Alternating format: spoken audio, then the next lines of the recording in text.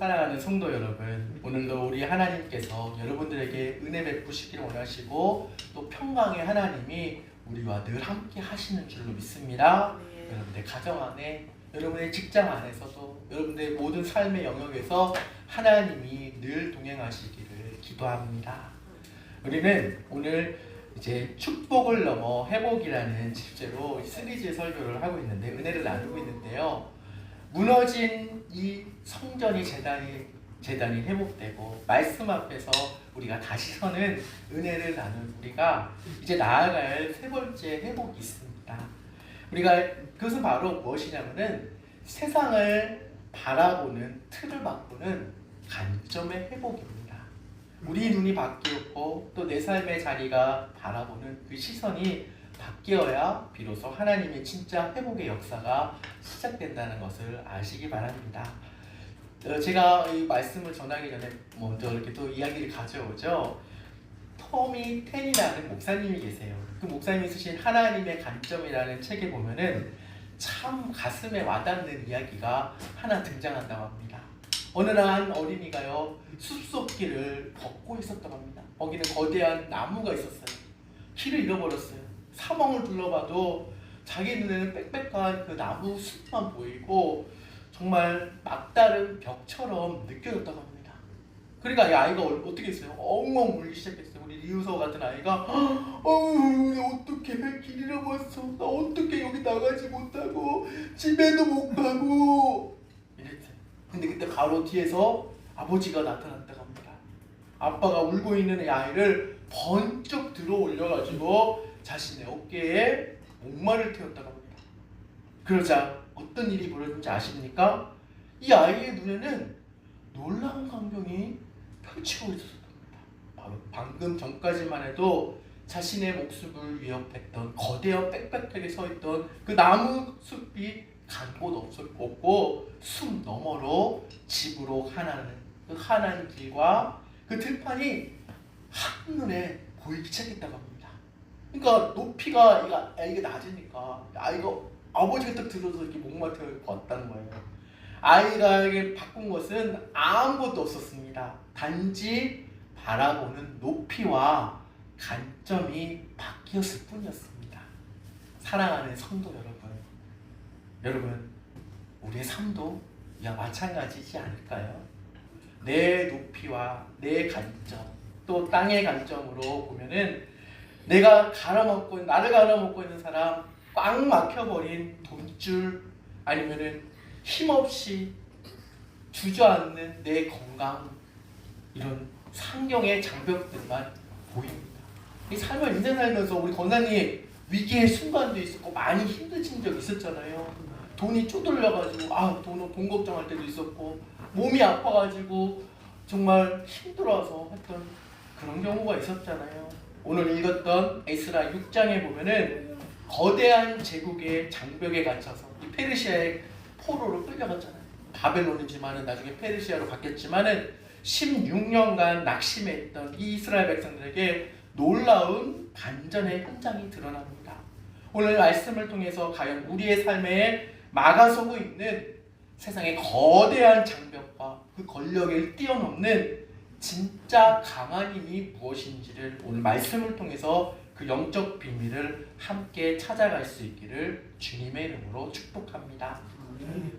오늘 본문에 보면요, 그 배경을 잠깐 생각해 보려고 합니다. 바벨론에서 포로로 돌아왔던 유다의 백성들이요, 하나님의 성전을 짓기 시작했습니다.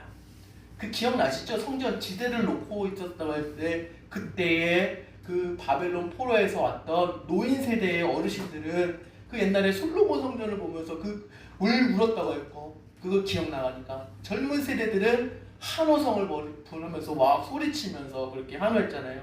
그랬는데 어땠습니까? 그 성전의 기초로 놓자마자 어떻게 됐나요? 사마리아, 우리가 읽지는 않았지만은 지금 그 이후에 보면은 사마리아의 대적들이 나타나서 공사를 방해를 놓았고, 페르시아 왕이, 그들이 페르시아 왕에게 조소를, 거짓 상소문을 써가지고 올렸다고 합니다. 결국 성전 재건 공사는 그 자리에서 멈추게 되었습니다. 성전 지대만 놓은 거예요. 무려 16년이라는 긴 세월 동안 성전의 터는 폐허로 방치되어 있었다고 합니다. 16년 동안 어떻게 했을까요? 성전 터에 그 터에 잡초가 무성해지는 걸 보면서 백성들은 깊은 무기력과 실패감에 빠져 있었다고 합니다. 근데 성경을 읽다 보면은 아주 독특한 문학적인 특징 하나가 발견이 됩니다. 우리가 읽은 성경은 그냥 한글 성경이잖아요. 근데 원문으로 보면은 에스라 4장 8절부터 오늘 우리가 읽었던 부분인 6장 18절까지 성경은요, 유대인의 언어인 히브리어가 아니라 당대의 페르시아, 바사의 공용어이자 그리고 외교 문서 언어였던 아람어를 써 그걸로 기록되어 있다고 합니다. 이 구약 성경은 히브리어로 다 기록된 걸 줄 알았죠, 여러분? 근데 아람어로 기록되었대요. 왜 성경은 이 단락을 아람어로 기록했을까요? 거기에는 페르시아의 왕들의 조서와 대적들의 상소문과 제국의 공문서들이 대거 인용되었기 때문이에요. 그래서 즉 페르시아가 성경은 페르시아 제국이라는 역사를 눈으로 볼 때 성전 재건의 과정에서 객관적으로 보여주고 있어요. 성경은 여과 없이 다 보여주고 있는 거예요. 백성들의 시선도 마찬가지였어요. 그들은 날마다 공문서들 있잖아요. 보세요. 정치적인 상황들을 그들이 모함하잖아요. 사마리아의 대적들이 이스라엘 백성들이 분명히 거기 치면요, 성전 거기 하면요 성벽도 세울 거라고 막 거짓말로 하는 거예요. 그러면은 거기서 보통 어떻게 되냐면 세금 내고 하잖아요. 그것도 안 내고 저희들이 도발할 것입니다 하면서 거짓 상소문을 이렇게 쓴 거예요. 그 제국의 소리를 바라볼 낙심하고 왔습니다. 그들이 어떻게 얘기했는지 모르겠지만은 페르시아 왕이 허락해줘야 되지, 이 성전을 지을 텐데 저기 대적들이 상소문을 올리는데 우리 아무것도 할 수 없어 라고 이렇게 얘기했을지도 모릅니다. 사랑하는 성도 여러분은 혹시 지금 우리 어떤 모습으로 살고 있습니까? 우리를 가로막고 있는 그런 세상의 소리들, 통장의 잔고도 소리들, 청정병력 같은 그런 건강의 문제, 의사의 진단 소리, 세상 사람들의 평가, 온 세상이 말하는 그런 뉴스에 떠밀려서 내 마음이 뺏기고 있지는 않습니까? 나 끝났다. 내 인생 망했다. 이제 회복할 수 없다면서 낙심하고 있지는 않습니까?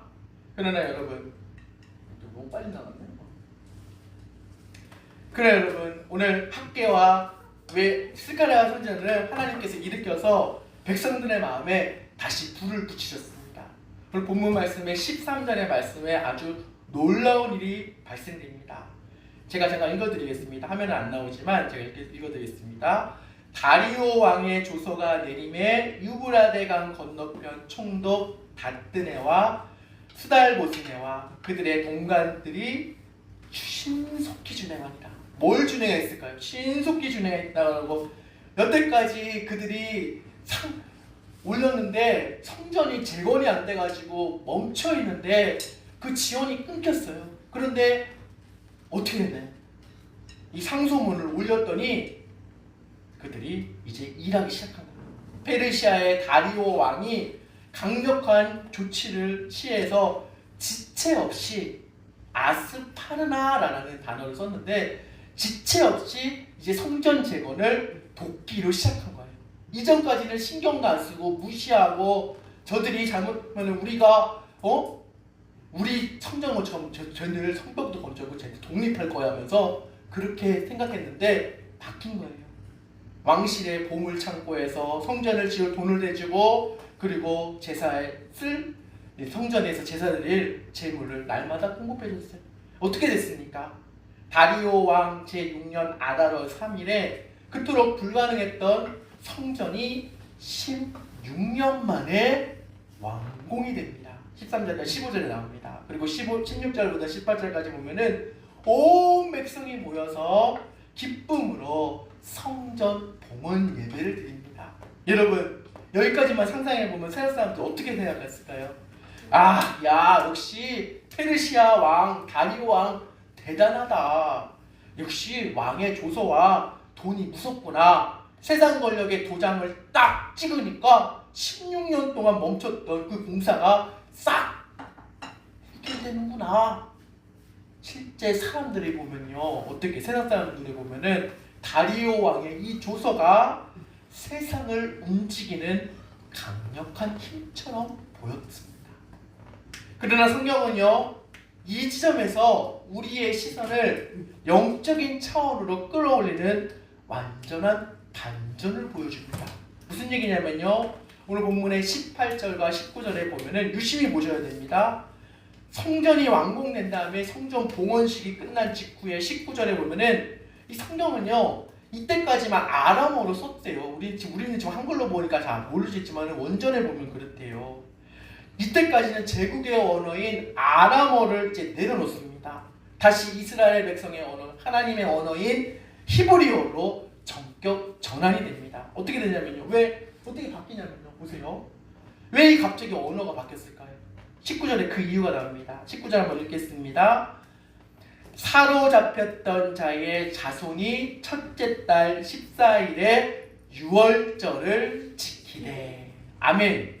여러분, 성전을 봉헌하고 이제 유월절을 맞이했습니다. 완공하자마자 무엇이 회복됐습니까? 바로 이제 예배가, 유월절 절기가 회복되었습니다. 이스라엘 백성들이 절기가 회복되는 건요, 하나님과의 관계가 더욱더 돈독해지는 그런 계기예요. 예전에 유다 왕들을 보십시오. 이스라엘 왕들을 보십시오. 유다의 왕들이 절기를 지키고 우상을 다 폐해버리고 없애버리고 회복했던 것이 절기였어요.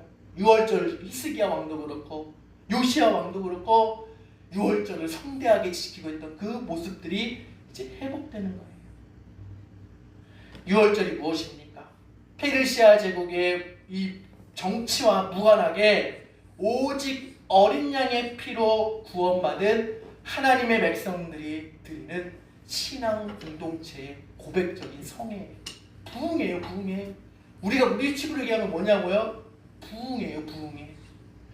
제국의 언어인 아람어는 이제 껍데기를 벗기고 나니까 그 속에서 노동치는 하나님이 살아계시고 하나님이 구원하시는 구속사적인 그 모습이 마침내 드러나기 시작한 겁니다. 성경은요, 이 언어를 전환하면서 우리의 이 갇혀있던 이 고정관념에 사로잡혀 있던 이 안경을 벗겨내십니다. 사랑하는 백성들아, 페르시아의 왕의 조서가 이 성전을 지은 것 같으냐? 이제 외교문서, 그 왕의 조서 그것을 끊어버리고 내 구원의 소리를 들으라라고 말씀하시는 것 같습니다. 오늘은 사랑하는 여러분 이제 말씀을요 이제 정리하려고 하는데 한 얘기를 하려고 합니다. 음악계에서 내려오는 한 감동적인 비유의 이야기가 있는데 제가 좀 말씀을 드릴게요. 세계적인 오케스트라 무대에 한 시각 장애인 바이올리니스트가 있었다고 합니다. 그분이 이제 소개되었는데 초빙 받아가지고 소개됐는데 그 앞에 전혀 눈에 보이지가 않잖아요. 너무나 큰 무대 앞에서 사람들이 많이 있고 있는데 이분이 극심한 스트레스를 받았다고 합니다. 너무나 두렵고 공포에 떨어야만 했다고 합니다. 수천 명의 관객들 앞에서 웅성 오늘 누가 선대하면서 이런 소리가 들리잖아요. 두렵잖아요. 웅장한 오케스트라의 거대한 소리, 혹시라도 내가 박자 하나 놓쳐버리지 않을까, 내가 하나 틀려가지고 연주를 망치면 어떻게 할까 노심초사하면서 그렇게 그 중압감에 무게에 짓눌려 있다고 했다고 합니다. 근데 이제 연주가 하기 직전에 지휘자가 와서요 그 시각장애인 바이올리니스트에게 얘기했다고 합니다. 어깨에 손을 딱 얹고 따뜻하게 감싸 안으면서 이렇게 얘기했다고 합니다. 귓속말로, 여보게, 자네 객석의 거대한 소리나 무대의 어둠을 두려워하지 말게나. 자네는 아무것도 볼 필요가 없다네. 그저 내가 자네의 어깨에 얹은 이 손의 박자의 온기만 느끼게나. 내가 이 손으로 자네의 연주를 이끌어 줄 테니까 자네는 내 손을 믿고 바이올린을 치게 해. 연주가 진행하는 내내 지휘자는 한 손으로 그 단원의 어깨에 살며시 잡은 채 제 박자를 짚어주었다고 합니다. 바이올리니스트는 어떻게 했을까요? 박자를 놓쳤을까요? 음이 틀렸을까요? 아닙니다. 바이올리니스트는요, 눈앞에 깜깜한 어둠이나 거대한 무대의 압박감 대신에 자신의 어깨를 감싸고 있는 지휘자의 힘있는 손을 느끼면서 마음껏 바이올린을 연주하기 시작했다고 합니다. 그 순간 두려움은 정말 거짓말같이 사라졌고 그 무대 위에서 세상에서 가장 아름다운 선율이 흘러나왔다고 합니다. 사랑하는 성도 여러분, 오늘 마지막 절, 오늘 22절의 말씀이 정말 중요합니다. 오늘 본문의 마지막 절 22절에 16년 동안 멈춰 서 있던 성전 건축이 어떻게 완공될 수 있었는지 그 거대한 위대한 역사적인 진술을 우리에게 선포하고 이 질문의 답을 내어놓습니다. 우리 22절의 말씀 화면에는 안 띄웠지만요, 한번 같이 읽어보겠습니다. 22절 말씀을 좀 다 못 띄웠는데 한번, 자, 22절 말씀 같이 보겠습니다. 시작. 즐거움으로 이랫동안 무교절을 지켰으니 이는 여호와께서 그들을 즐겁게 하시고 또 아스루 왕의 마음을 그들에게로 돌려 이스라엘의 하나님이신 하나님의 성전 건축하는 손을 힘있게 하도록 하셨음이었더라. 아멘. 사랑하는 성도 여러분, 오늘 설교를 시작하면서 제가 여러분들에게 던졌던 질문을 한번 기억하실 겁니다. 오늘 설교의 제목이기도 하죠. 뭐죠? 왕의 조서보다 강한 그것은. 그게 무엇입니까? 왕의 조서보다 강한 그것은 뭐지? 벌써 나왔네요. 지정답이.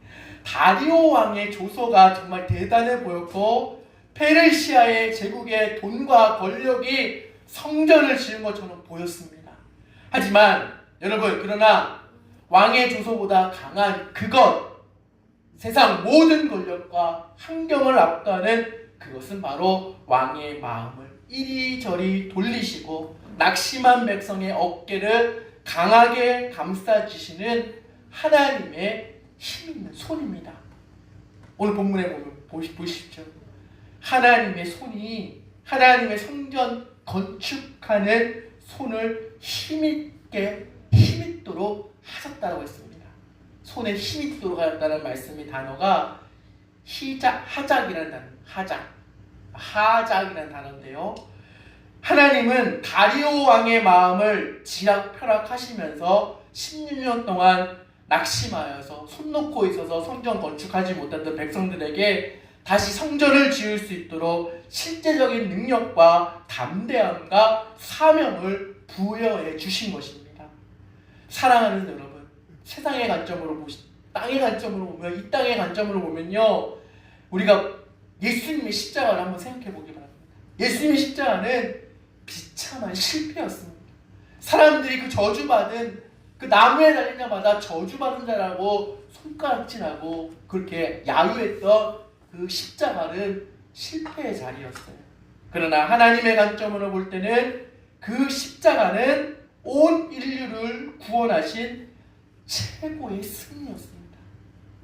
그 십자가가 나를 위해서 피를 흘리고 여러분들을 위해서 피를 흘리시고 그리고 여러분들을 위해서, 저와 여러분들을 위해서 모든 힘을 쏟으신 예수 그리스도의 강한 손이 오늘 낙심하여 있고 주저앉고 있는 그리고 우리 성도들에게 그 어깨를 감싸 안고 있는 힘인 줄로 믿습니다. 여러분, 이 시간 세상의 조서, 왕의 조서를 바라봤던 그 안경을 벗어 던져버리고 왕의 조서보다 강하신 하나님의 힘있는 손의 관점으로 바라볼 수 있기를 바랍니다. 자꾸 세상의 것들이 침범에 들어오잖아요. 그렇지 않나요? 그럴 때마다 비록 내 눈에 보이진 않아도 세상이 나를 가로막는 것 같아 보여도, 빽빽한 나무숲같이 정말 막막해 보여도 그 오늘 내 어깨를 잡으시고 내 손을 붙잡아 주시는 하나님의 힘있는 손을 의지할 때 마침내 여러분의 무너졌던 삶과 가정과 직장과 여러분의 사역 위에 놀라운 회복의 역사, 참된 예배의 기쁨이 다시 시작될 줄로 믿습니다. 아멘. 아멘. 이 영적인 회복의 관점, 여러분의 영적 눈의 관점, 이 관점이 회복될 수 있기를 주님의 이름으로 간절히 부탁을 드립니다. 저와 여러분 안에 오늘 하나님이 바꿔주십니다. 막막했던 세상의 것들, 사람을 바라보고 또 환경 바라보던 그 관점이 바뀌어서 하나님이 눈을 뜨게 해주셔서 나를 붙잡아 주시는 하나님의 힘 있는 손을 보는 그 관점으로 회복되어질 수 있기를 주님의 이름으로 축복합니다. 기도하겠습니다. 하나님 아버지, 그동안 우리는 세상의 소리와 사람의 평가, 환경의 한계의 마음에 빼앗긴 채 왕의 조서만 바라보며 낙심하며 살아왔음을 고백합니다. 오늘 우리 이 시간 우리의 눈을 열어주시기를 원합니다. 세상의 왕 뒤에서 역사하시고 움직이시며 극심한 우리에게, 낙심한 우리에게 다시 일어설 힘과 사명을 부어주시는 하나님의 힘 있는 손을 바라보는 관점의 회복이 일어나게 하여 주시옵소서. 왕의 조서보다 강하신 하나님의 손을 의지하게 하여 주시고 무너진 내 삶의 성전을 다시 세우고 세상에 줄 수 없는 하늘의 기쁨을 누리게 하여 주시옵소서. 예수님의 이름으로 기도하옵나이다. 아멘.